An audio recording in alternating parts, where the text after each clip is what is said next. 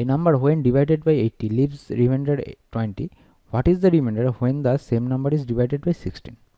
একটা সংখ্যাকে যখন 80 দিয়ে ভাগ করা হয় তখন 20 হচ্ছে তার ভাগশেষ থাকে, যখন সংখ্যাটিকে 16 দিয়ে ভাগ করা হবে তখন কত ভাগশেষ থাকবে সেটা বের করতে বলেছে। আমরা জানি কি ডিভিডেন্ড ইকুয়াল টু ডিভিজার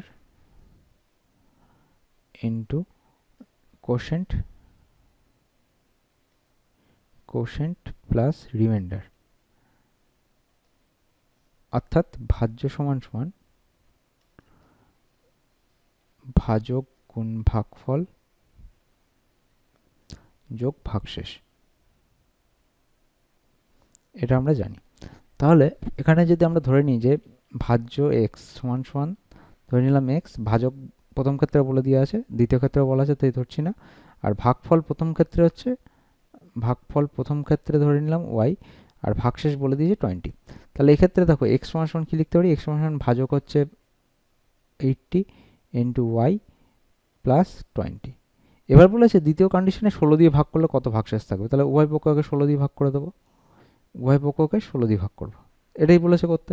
তাহলে ভাগ করলে আমরা কী পাবো, তাহলে 80y/16 প্লাস 20/16। দেখো 80y/16 এটাকে যদি কাটাকুটি করি তাহলে 5y, তাহলে ফুল ডিভিজিবল। তাহলে এটা নিয়ে আমার কোনো এই পার্টটার কোনো সমস্যা নেই, সমস্যাটা হচ্ছে এই পার্টটা।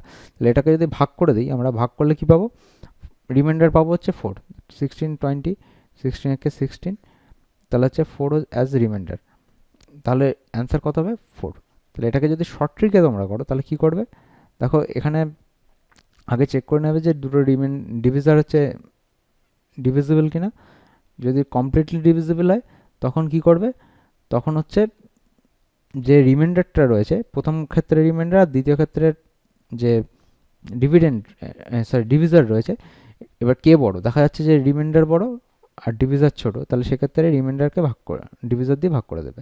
তাহলে এখানেও আসবে 1 16 4, তাহলে 4 হচ্ছে আমাদের রিমাইন্ডার হবে।